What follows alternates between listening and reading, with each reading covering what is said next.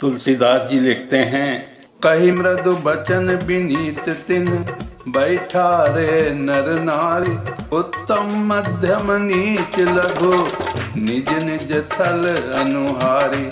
सीता स्वयंवर में बहुत ही भीड़ हो गई। तब राजा जनक जी ने अपने विश्वासपात सेवकों को बुला लिया और कहा, तुम लोग तुरंत सब लोगों के पास जाओ और सब किसी को यथा योग्य आसन दो।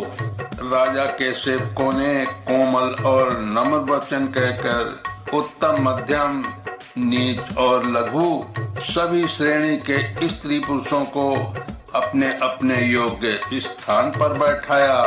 राजकुमार तेहि अवसर आए, मनहु मनोहर तातन छाए। गुण सागर नागर बर बीरा, सुंदर श्यामल गौर शरीरा। राज समाज विराजत रूरे, उडगन महु जन जुग विदु पूरे। जिनके रही भावना जैसी, प्रभु मूरति तिन देखी तैसी। देखहि रूप महारन धीरा, मनोह वीर रसु धरे शरीरा। डरे कुटिल नप प्रभु निहारी, मनोह भयानक मूरति भारी। रहे असुर छल छोनि पबेसा, तिन प्रभु प्रगट काल सम देखा। पुरवासिन देखे दो भाई, नरभूषण लोचन सुखदाई। उसी समय राजकुमार राम और लक्ष्मण वहाँ आए। वे ऐसे सुंदर हैं मानो साक्षात मनोहरता ही उनके शरीरों पर छा रही हो। सुंदर श्यामला और गोरा उनका शरीर है। वे गुणों के समुद्र, चतुर और उत्तम वीर हैं। वे राजाओं के समाज में ऐसे सुशोभित हो रहे हैं मानो तारागणों के बीच में दो पूर्ण चंद्रमा हों। जिनकी जैसी भावना थी प्रभु की मूर्ति उन्होंने वैसी ही देखी। महान रणधीर राजा लोग श्री रामचंद्र जी के रूप को ऐसा देख रहे हैं मानो स्वयं वीर रस शरीर धारण किए हुए हो। कुटिल राजा प्रभु को देखकर डर गए, मानो बड़ी भयानक मूर्ति हो।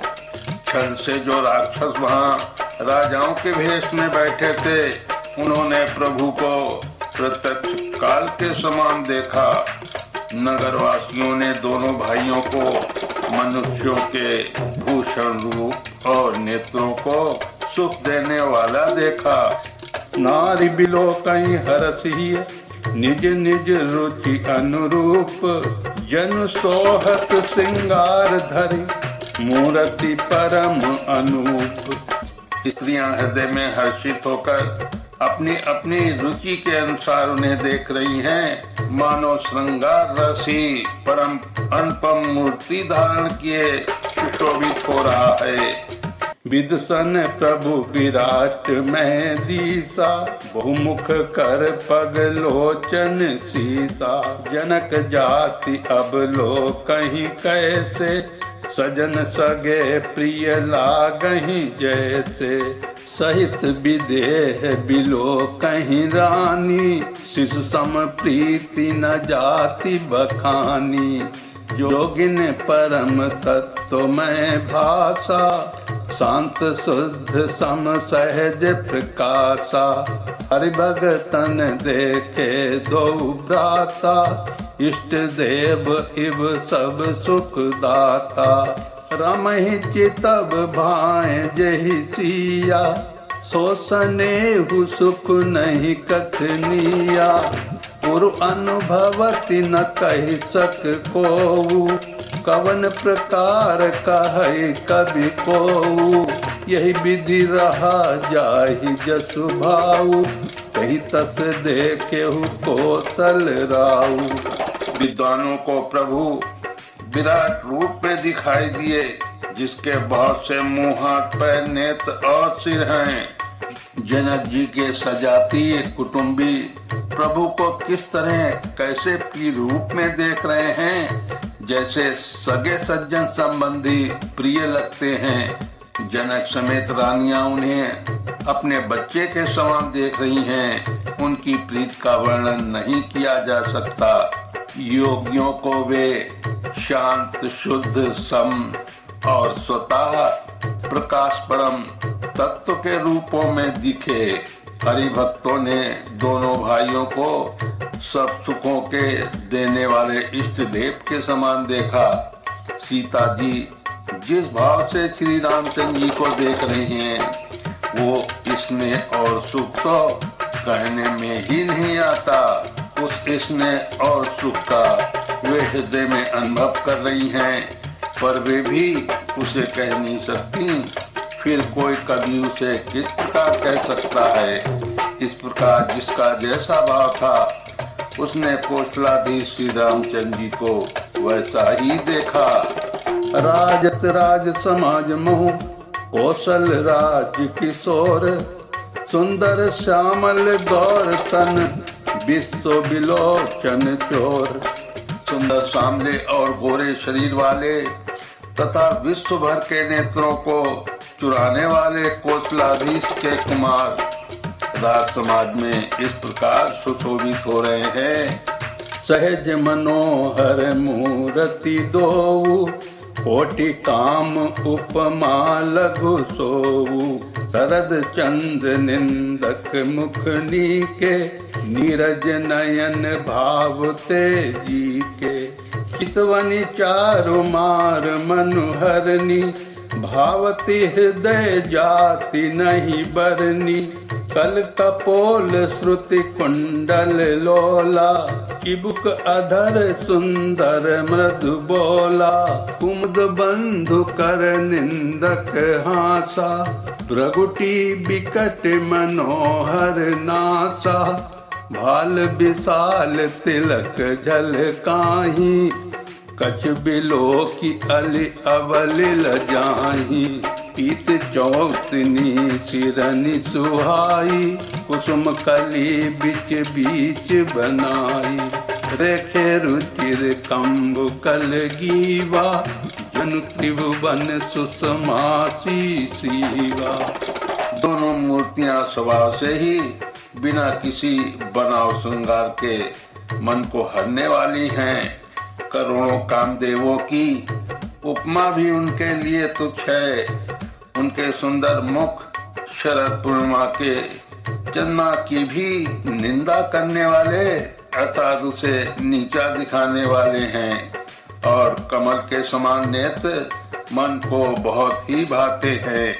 सुंदर चितवन सारे संसार के मन को हरने वाले कामदेव के भी मन को हरने वाली है। वो हृदय को बहुत ही प्यारी लगती है, पर उसका वर्णन नहीं किया जा सकता। सुंदर गाल है, कानों में चंचल झूमते हुए कुंडल हैं, ठोड़ी और होंठ सुंदर हैं, कोमल वाणी है। हंसी चंद्रमा की किरणों का तिरस्कार करने वाली है। बहुएं टेढ़ी और नासिका मनोहर है। ऊंचे चौड़े ललाट पर तिलक झलक रहे हैं, अर्थात दीप्तिमान हो रहे हैं। काले घुंघराले वालों को देखकर भौरों की पंक्तियां भी लजा जाती हैं।